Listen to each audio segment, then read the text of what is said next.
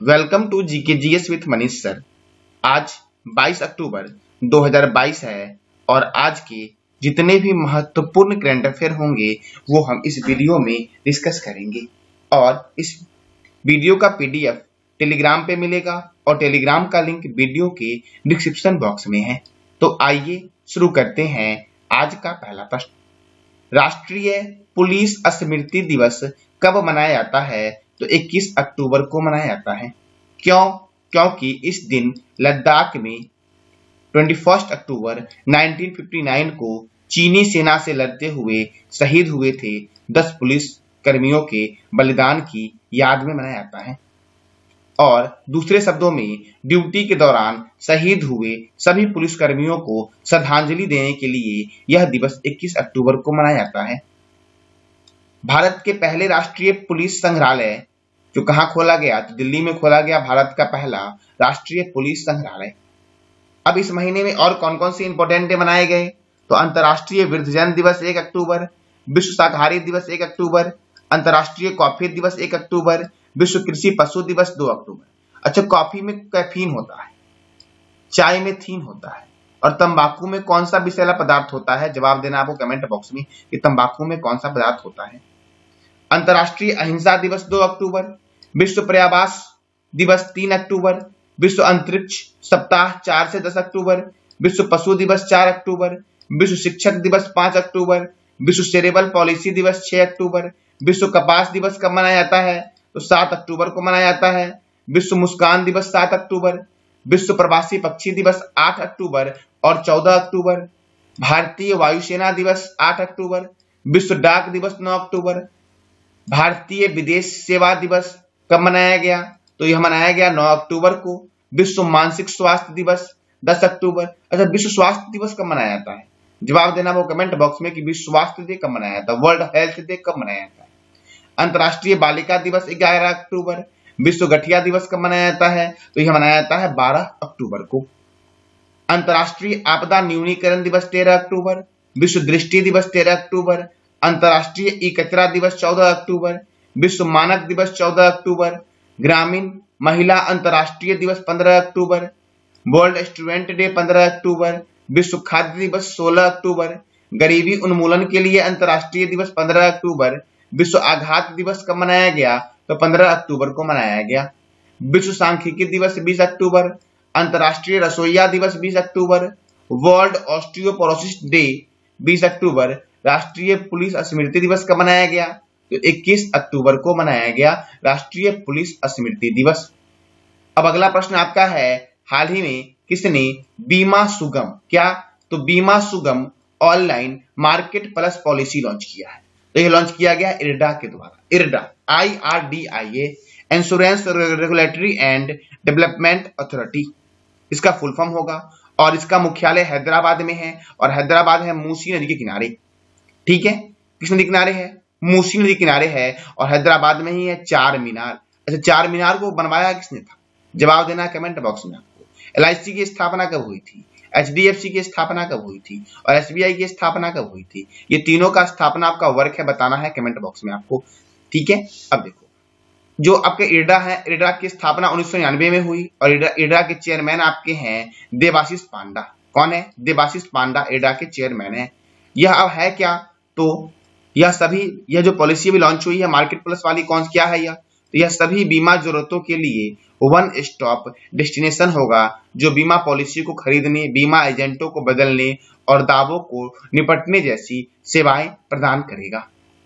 अब अगला प्रश्न आपका है, हाल ही में किस मंत्रालय ने वाराणसी में काशी तमिल संगम का आयोजन करने की घोषणा की है?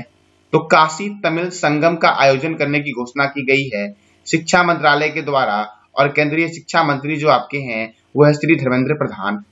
ठीक है, कहाँ पे होगा? तो वाराणसी में होगा। वाराणसी कौन सी नदी किनारे है? तो गंगा नदी किनारे है वाराणसी। ठीक है, अब देखो इसका उद्देश्य क्या है। ये जो काशी तमिल संगम हो रहा है इसका उद्देश्य क्या है? तो वाराणसी और तमिलनाडु के बीच ज्ञान और प्राचीन सभ्यतागत संबंधों के सदियों पुराने बंधन को फिर से खोलना है। देखो प्राचीन काल में 3 संगम हुए थे। प्रथम संगम जो हुआ था इसकी अध्यक्षता की थी अगस्त्य ऋषि ने और इसमें मेंबर जो आए थे आपके वो आए थे 549 और इसको 89 पांडे राजाओं से संरक्षण प्रदान था। किसको? तो प्रथम संगम को। संगम मतलब होता क्या है? तो संगम मतलब क्या होता है? तो मिलन होता है। ठीक है, ये संगम जो ही पढ़ रहे हैं इसका मतलब क्या होता है? तो कवियों का मिलन। ठीक है, चलो अब देखो, प्रथम संगम हो गया। द्वितीय संगम जो है आपका वो हुआ था कपाटपुरम नामक स्थान पर। अध्यक्ष थे अगस्त्य ऋषि और इनके शिष्य थे तोलकापिपियर। सदस्यों की संख्या थी 59 और 59 पांडे राजाओं से इनको संरक्षण प्रदान था। 59 पांडे राजाओं से। अब तृतीय बौद्ध संगीति कहाँ हुई? सॉरी, तृतीय संगम कहाँ हुआ? बौद्ध संगीति बोल दिया मैंने। तृतीय संगम कहाँ हुआ? मदुरई में हुआ। अध्यक्ष कौन थे? तो नकीरर थे और सदस्यों की संख्या कितनी थी? 49 और इसमें 49 पांडे शासकों ने के साथ इसको संरक्षण मिला था तृतीय बौद्ध संगीति को। तृतीय बौद्ध संगीति को कितने पांडे राजाओं के शासकों ने संरक्षण दिया? तो 49। और तीनों बौद्ध संगीतियों को पांडे शासक ने ही संरक्षण दिया था। ठीक है, किसको? तो तीनों संगम को आपका किसको दिया? किसने दिया था आपका? तो पांडे शासकों ने दिया था तीनों संगम को। अच्छा, मैं बीच में बौद्ध बोल दिया हूं तो ये बौद्ध नहीं है, ये आपका क्या है? तो ये है आपका तमिल संगम है, कवियों का मिलन का संगम आपका है। ठीक है, देखो प्रथम बौद्ध संगीति कहाँ हुई थी? द्वितीय बौद्ध संगीति 4 हुए थे। प्रथम बौद्ध संगीति, द्वितीय बौद्ध संगीति, तृतीय बौद्ध संगीति और चतुर्थ बौद्ध संगीति। बताना कमेंट बॉक्स में आपको कि ये जो पहले प्रथम बौद्ध संगीति हुई थी, द्वितीय बौद्ध संगीति हुई थी, तृतीय बौद्ध संगीति हुई थी और चतुर्थ बौद्ध संगीति हुई थी, ये कहाँ हुई थी? चतुर्थ मैं बता दे रहा हूँ, बाकी 3 आप बता देना। चतुर्थ बौद्ध संगीति जो हुई थी आपकी वो आपका कश्मीर में हुआ था। ठीक है, अब अगला प्रश्न आपका है, किस भारतीय प्रौद्योगिकी संस्थान ने 2021 और 22 के लिए राष्ट्रीय बौद्धिक संपदा पुरस्कार जीता है? तो आईआईटी मद्रास ने जीता है। किसने जीता है? तो आईआईटी मद्रास ने जीता है। हाल ही में किस देश के प्रधानमंत्री लीज ट्रस ने अपने पद से इस्तीफा दिया है? तो लीज ट्रस ब्रिटेन के प्रधानमंत्री थे जिन्होंने अपने पद से इस्तीफा दिया है। अब देखो, इन्होंने जैसे ही इस्तीफा दिया तो ये सबसे कम उम्र की कार्यकाल वाली प्रधानमंत्री बनी है ब्रिटेन की। ब्रिटेन की प्रधानमंत्री लीज ट्रस इसी के साथ ब्रिटेन के इतिहास में सबसे कम समय तक कार्य करने वाली प्रधानमंत्री बनी है, मात्र 45 दिन। अब ब्रिटेन यानी कि यूनाइटेड किंगडम की राजधानी है लंदन, करेंसी है पाउंड स्टर्लिंग और एमनेस्टी इंटरनेशनल का मुख्यालय, राष्ट्रमंडल का मुख्यालय, अंतर्राष्ट्रीय समुद्री व्यापार संगठन का मुख्यालय कहाँ पे है? लंदन में है। तीनों का मुख्यालय लंदन में है। विश्व का सबसे बड़ा संग्रहालय है ब्रिटिश संग्रहालय लंदन में और लंदन टेम्स रिवर के किनारे है। एविएशन पैसेंजर चार्टर जो लॉन्च किया गया वो किसके द्वारा लॉन्च किया गया? तो ब्रिटेन के द्वारा लॉन्च किया गया। ब्रिटेन का सबसे बड़ा युद्धापोत HMS प्रिंस ऑफ वेल्स क्षतिग्रस्त हो गया। शेक्सपियर का जन्म इंग्लैंड में ही हुआ था। अब अगला प्रश्न है आपका, हाल ही में